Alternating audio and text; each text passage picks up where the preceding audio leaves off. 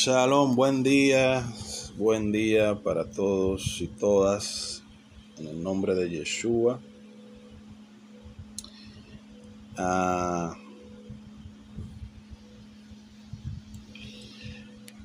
Cuarto día de la quinta semana, Netzach de Hot. Hoy es 32 días, que son 4 semanas y 4 días del Omer. Estamos llegando a Shavuot.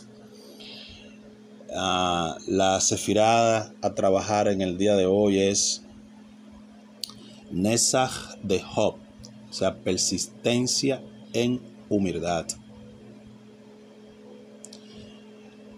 El desafío de esta sefirá es mantenerse firme en una posición de modestia en nombre de la humildad. Trabajar por la autenticidad de esa humildad, que es como hemos visto, es un pilar importantísimo, la humildad en esta generación que estamos viviendo. Muy importante para el desarrollo, el desenvolvimiento de la vida. Ok, lo dejamos ahí. En la semana seguimos desarrollando la sefirot.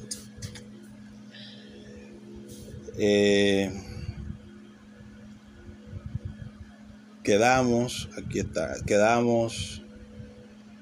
la semana pasada de acuerdo de que iniciaríamos hoy el Sefer Ruth, el libro de Ruth, que precisamente es un libro que acontece en la época de Sukkot, y es el libro que se lee de Shavuot, siempre me confundo con Shavuot y Sukkot.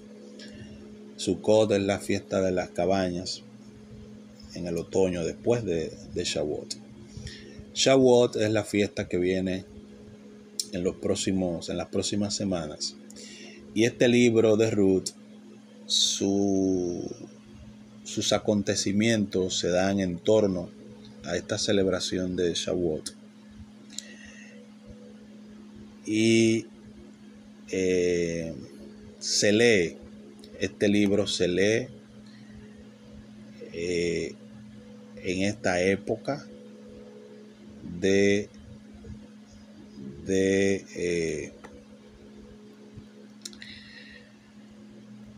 Shavuot. Y el libro, la historia como tal, con esa conexión de Shavuot, encierra el concepto de la aceptación de la Torá. Cuando uno ve el personaje de Ruth, un personaje elocuente que representa también a los conversos gentiles. Y esos conversos gentiles que tienen relación con la casa de David. Ruth es la abuela, dicho sea de paso, del rey David. Entonces, el libro esconde ese secreto de que la casa de los gentiles, Dina, representada en las tribus de Israel por Dina, se conecta en la alianza con Kadosh Baruj Hu a través de la casa de David. Los gentiles se conectan con Kadosh Baruj Hu a través de la casa de David. Por eso el profeta habla de restaurar el tabernáculo de David que está caído, que es a través y a razón de la creencia en el hijo de David, el Mashiach Yeshua. Entonces, en el capítulo 1 de la narrativa del libro, encontramos en el verso 1 que dice lo siguiente para tomarlo de fundamento. Aconteció en los días que gobernaban los jueces que hubo hambre en la tierra.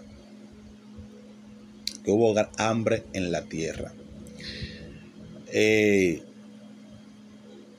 Hay una profecía y una interpretación cabalística que dice que hubieron varios ciclos de hambre en la tierra. El tiempo donde los hijos de Jacob pasaron hambre y tuvieron que ir a Egipto, el tiempo del hambre en el desierto y el tiempo de hambre en esta generación de Ruth. Y los sabios entendieron que eso representa que para la época previa a la venida del Mashiach habría hambre en la tierra, pero en este caso sería hambre de conocimiento. Como está escrito en el profeta Daniel, que dice que en los tiempos finales la ciencia aumentaría. El hambre por conocimiento, por aprender principalmente de los caminos de Hashem, de los caminos de la Torah, es un distintivo de que la era mesiánica está pronto a manifestarse. ¿Por qué? Existe un debate en las interioridades del judaísmo sobre cómo es sería la era mesiánica. Para algunos grupos, la era mesiánica, igual que el cristianismo, sería una era donde el ser humano, con la presencia del Mesías en el contexto, aprendería correctamente los caminos de Dios. Incluso dice Maimónides, a los gentiles que tienen que guardar 7 leyes, él le sumará 30 leyes más. Él tendrá una explicación de la Torá mucho más elevada que la que se conoce hasta ahora. La gente palpitará de conocimiento y las cosas que no pudimos aprender en la vida, en la finitud de la vida, la vamos a aprender en todas las áreas, en la ciencia, en la naturaleza, en la biología, etcétera, como lo hizo Salomón, que se la pasaba enseñando todo el tiempo y venía la gente a escucharlo. Esa es una visión. Pero hay otra visión que dice que la era mesiánica en sí realmente es una construcción individual del ser. La era mesiánica o el Mesías para otro grupo es que nosotros los individuos logremos construirnos, logremos tener un estado de conciencia expansivo y podamos convertirnos nosotros mismos en nuestro propio Mesías, en nuestro propio Redentor. Entonces,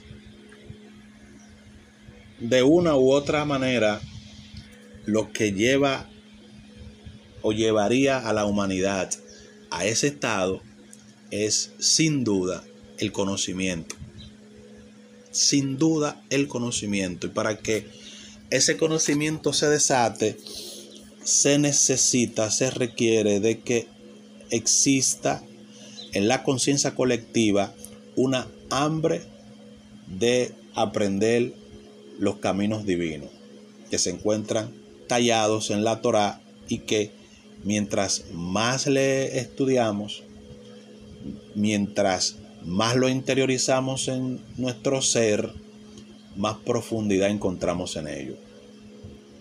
Por eso es preciso una constante actitud de Divrei Torah, de estudio de la Torah, para amplificar la percepción y el entendimiento en nuestro interior.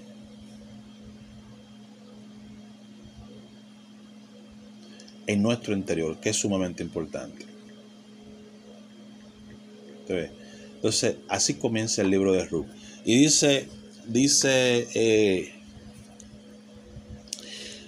el Midrash que esa frase de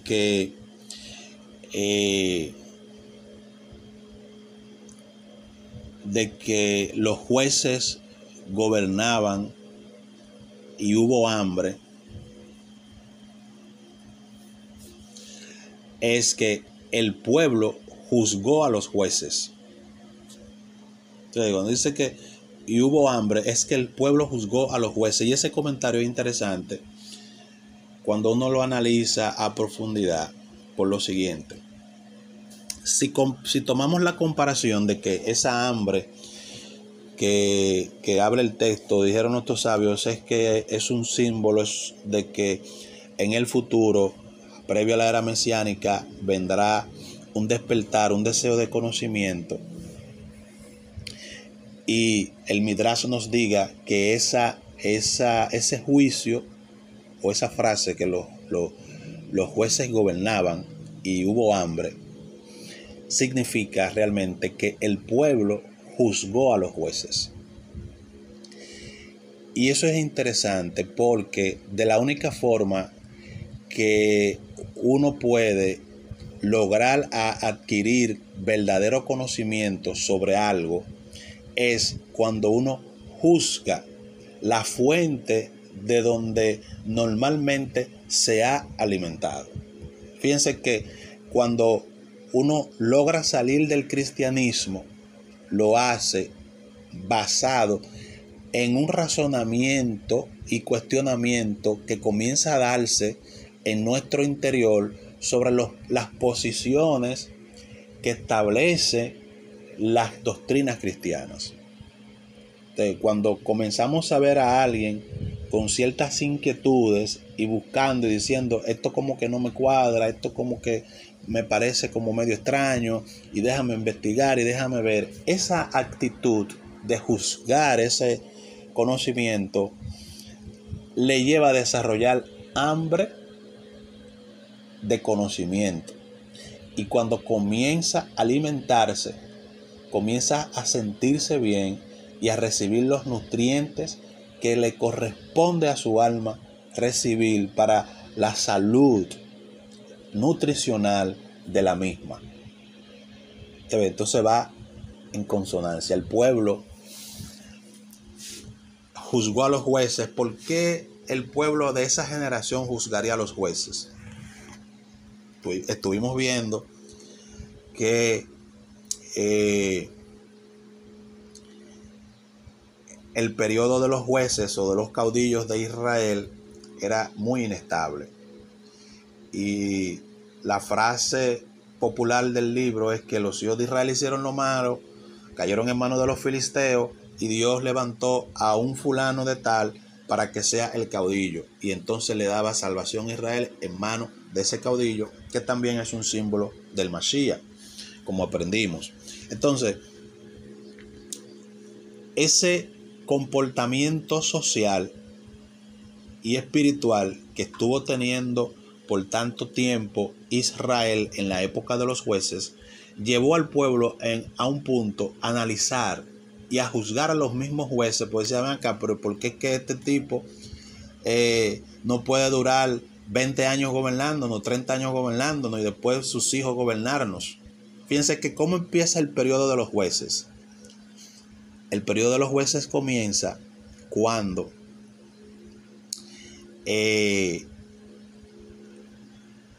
los descendientes de los líderes, los reyes y los profetas no andaban en el camino de ellos. De hecho, cuando vemos, por ejemplo, el gobierno de Samuel, antes de la muerte de Samuel, el pueblo le dice: nosotros necesitamos a alguien que nos dirija, porque es que tus hijos no andan en el camino de Hashem. No andan en el camino de Hashem. Que eso, aunque la salvación es individual, es algo a lo que nosotros debemos prestar atención con nuestros hijos.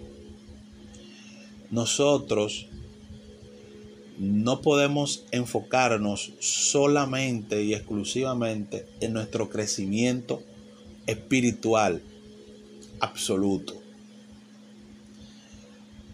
Pero hay algo importante que debemos de aprender para transmitirles a ellos el conocimiento y llevarlos a cierto nivel que no es necesario que ellos logren el nivel de nosotros, pueden lograrlo mayor o menor. Ese nivel nosotros no lo podemos lograr imponiéndoles que tienen que hacerlo. Nosotros tenemos que actuar delante de ellos de tal manera que sea una forma de ellos aspirar, una forma de ellos desear imitar, no imponérselo, porque si se lo imponemos, lo que va a hacer es repelerle. Entonces, esa crisis la vivió Elí, la vivió Samuel, que fueron grandes líderes espirituales de la comunidad de Israel, pero sus hijos caminaron desorganizadamente. Pareciera contradictorio, pero es que hay un origen, hay una situación. Y es que si nos elevamos mucho y nos enfocamos mucho en nuestra elevación, pudiéramos llegar a ser muy egoístas en cuanto a nuestro crecimiento y descuidar entonces la supervisión del crecimiento de nuestros hijos. Hasbe Shalom, Hasbe Jalila. Porque, repito, y lo he dicho muchas veces ya, el crecimiento de nuestros hijos no está basado en que nosotros queramos imponerles o instruirles gramaticalmente, literalmente, pedagógicamente. Nuestra instrucción pedagógica a ellos es con nuestro comportamiento. Ahora, en el liderazgo nosotros tenemos una amenaza, y es la siguiente: si en nuestro servicio a Hashem, en nuestra abodá a Hashem, hay situaciones de crisis porque las demás personas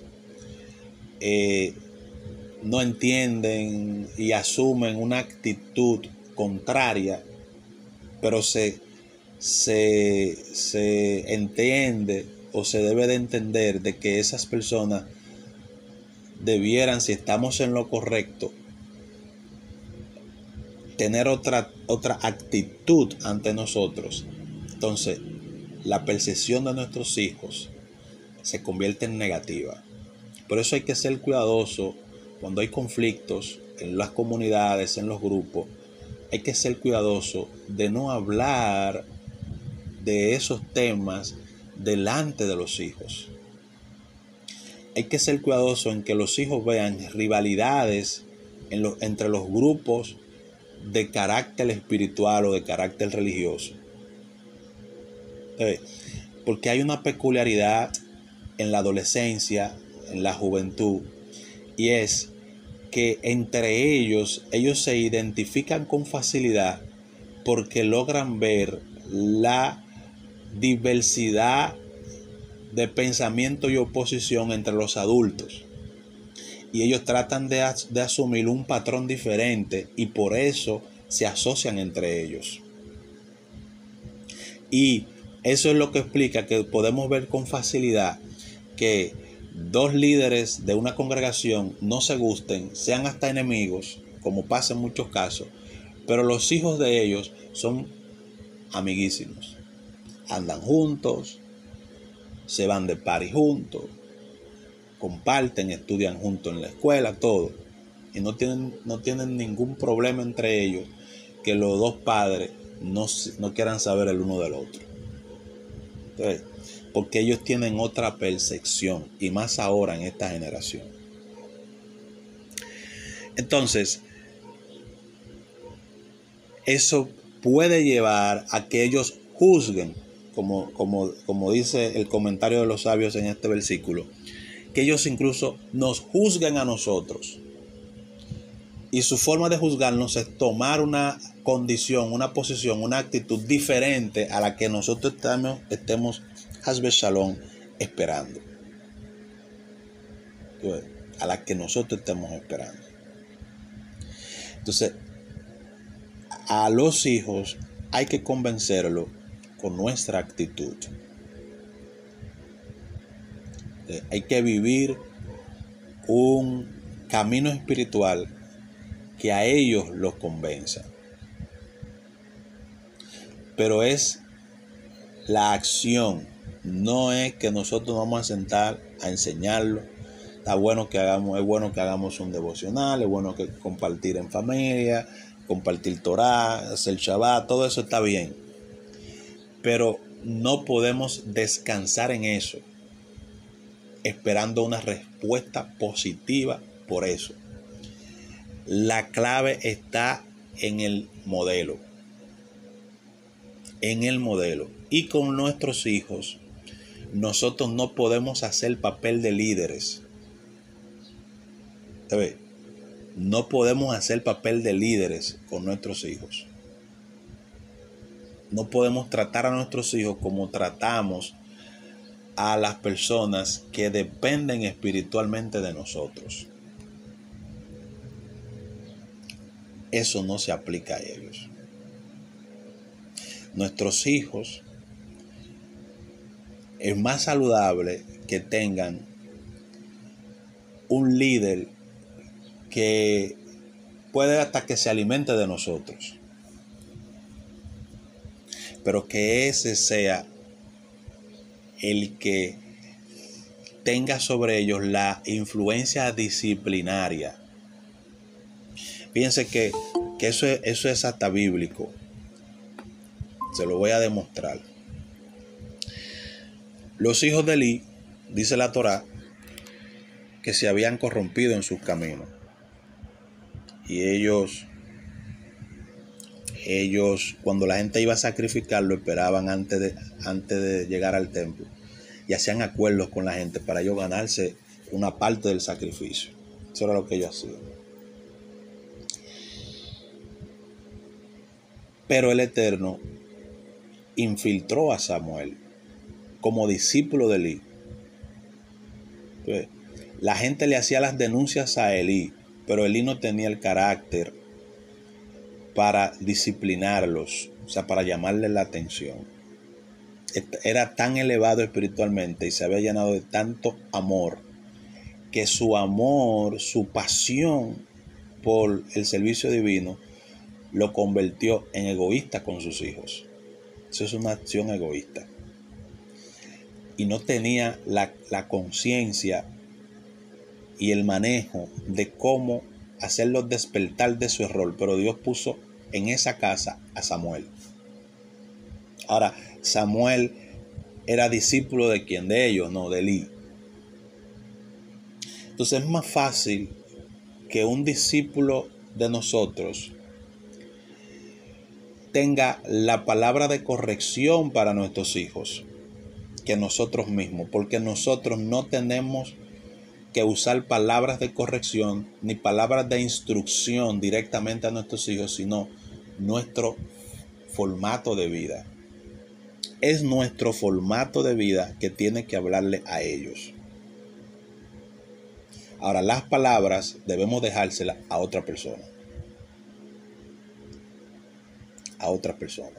Entonces, cuando es otra persona que puede que tenga la misma filosofía de vida de nosotros, que habla, que actúa con ellos, que interactúa con ellos, ellos se abren. Ellos se abren. ¿Y por qué se abren? Porque aunque nosotros no lo sepamos, hay cosas de nosotros mismos que a ellos les repele, que a ellos no les gusta. Y a veces esa cosa no tiene que ser mala. Por ejemplo, para que me entiendan,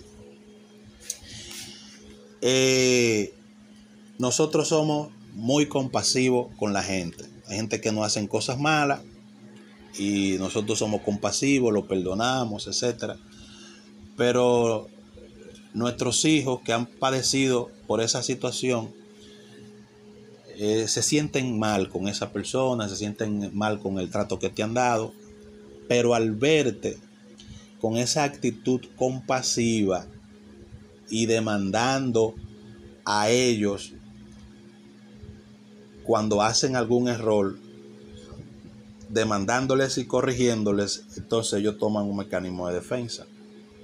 Porque si que no es familia de él, le hizo esto, él tiene compasión, y yo que soy su hijo y he hecho esto, aunque esto esté mal, pero ellos lo van a justificar, aunque esté mal, pero mira cómo me trató a mí, y con aquel tiene compasión. Entonces eso va creando estados de confusión, ¿sabes? Y va creando estados de que cierren su corazón a escucharte. Pero viene otra persona que tiene tu misma filosofía, que hace lo mismo que tú, y habla con ellos, y ellos se abren con esa persona. Pero es porque no están viendo y experimentando eso que experimentan con nosotros, que somos los padres. Y también eso es lo que permite que entre ellos mismos se agrupen, se identifiquen. Entonces, porque ellos tienen la misma percepción, y en las edades se tienen esas percepciones. Entonces, otro ejemplo de eso es Pablo con Timoteo. Entonces, Pablo incluso le llama verdadero hijo en la fe, y le da dirección de cosas que tiene que hacer, y hace un énfasis en las escrituras de que Timoteo era hijo de una judía, nieto de una judía, pero tenía un padre no judío. Entonces, desde la perspectiva psicológica de Timoteo, podía él tener ciertas actitudes como hombre ante las mujeres que le instruían, y al no tener un ejemplo masculino, pudiera manifestar ciertas carencias que posiblemente sería la cobardía. Que Pablo le instruye y dice: no nos ha dado Dios espíritu de cobardía, sino de poder, amor y dominio propio. Y le dice: te encarezco, oh hijo mío, Timoteo, etcétera, etcétera. Ustedes saben eso, que todo el que ha sido cristiano ha leído todas las cartas de Pablo. Entonces, la relación espiritual con los hijos no se puede basar en la instrucción pedagógica, gramatical, literal. Debe ser basada, y lo hemos hablado en otros momentos, en la supervisión y en el ejemplo. En el ejemplo. Y repito, no siempre nuestras actitudes y nuestra filosofía de vida, ante la gente, será de agrado para ellos. Pero es el único pilar que nosotros podemos establecer para que les sea de ejemplo a ellos. Ahora bien, para que eso funcione, nosotros tenemos que tener la misma actitud que tenemos con el de afuera. Me explico. Por ejemplo, si tú vas a hacer un negocio, Hasbe Shalom, Hasbe Jalila, y el socio te engañó, Hasbe Shalom, Hasbe Jalila. Tú lo perdonaste. No hiciste un escándalo. No tuviste una actitud agresiva con él, etc. Y pasaste esa página. Y tu hijo tuvo un problema en la escuela, te mandaron a buscar. La misma actitud que tuviste con tu socio, de no usar palabras despectivas, de no usar palabras hirientes, de no vengarte, de no castigarlo, etcétera, de no irte a la justicia. Toda esa actitud que tú no tuviste con ese socio es la misma que demanda tu hijo. Y por no entender eso, es que hay muchos hijos rebeldes. Muchos hijos rebeldes que la familia tiene liderazgo o tiene siglos en la iglesia, en las congregaciones, en las comunidades. Y el hijo o los hijos se alejan cada día más de eso. Porque tenemos una respuesta compasiva ante aquella persona no de la familia que nos hace un daño, y tenemos una respuesta destructiva con aquellos miembros de la familia. Entonces, el muchacho lo que hace es racionalizar. Mecanismo de defensa, racionaliza e interpreta a su manera la situación, y lo que hace es que se llena de ira, se llena de raíz de amargura. Pablo dice: no provoquéis a ira a tus hijos, críalos en amonestación y en el temor del Señor. Entonces, provocar a ira a los hijos no es solo hablarle duro o darle un golpe. No es solo eso, provocar a ira. Es el trato que tú tengas con personas que no son de tu familia, que te hacen algo y tú eres indulgente con ellos, pero cuando el muchacho hace algo que quizás hasta sea más simple, tú eres radical con él. Entonces él interpreta eso lo lleva a ira, a heridas, a raíces de amargura, a culpa.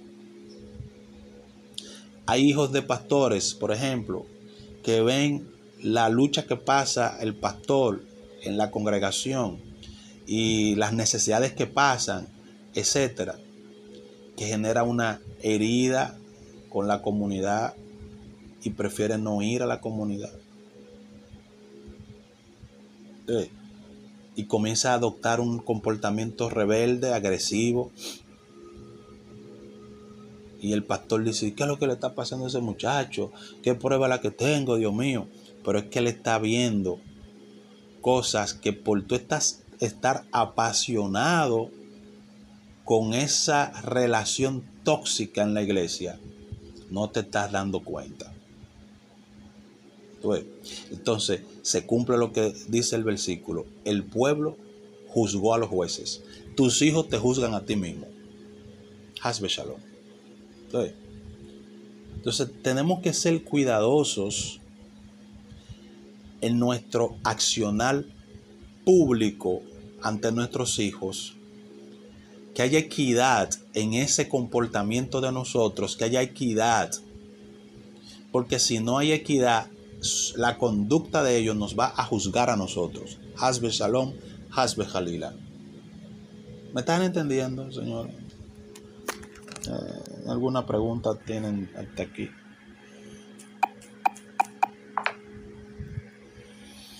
Entonces, ese es el contexto planteado en esta mañana.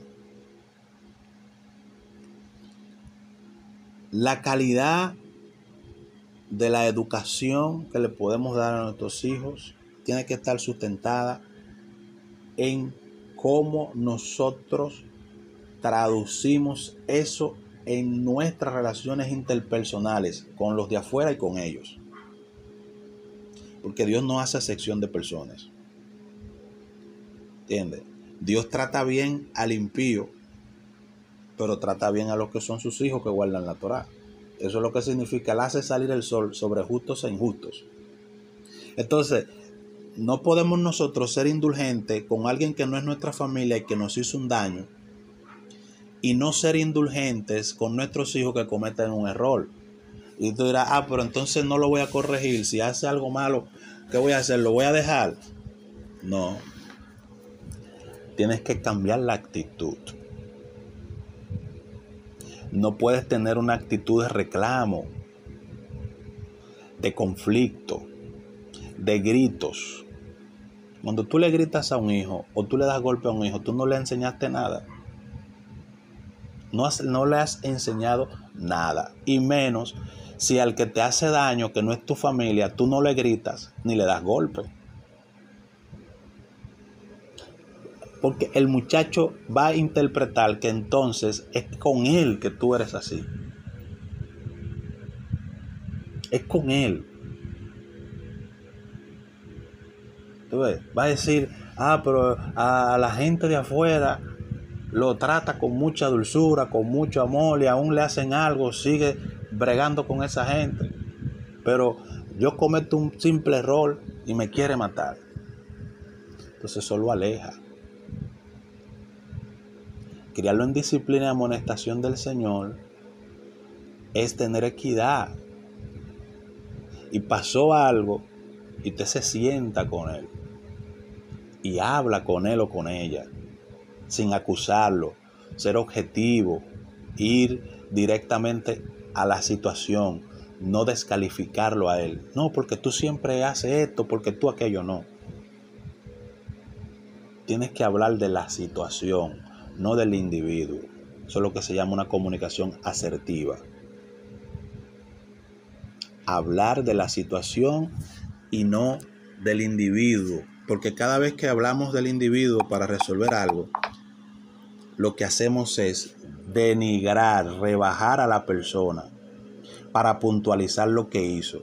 Y lo que tenemos que hacer es descalificar la acción, no a la persona.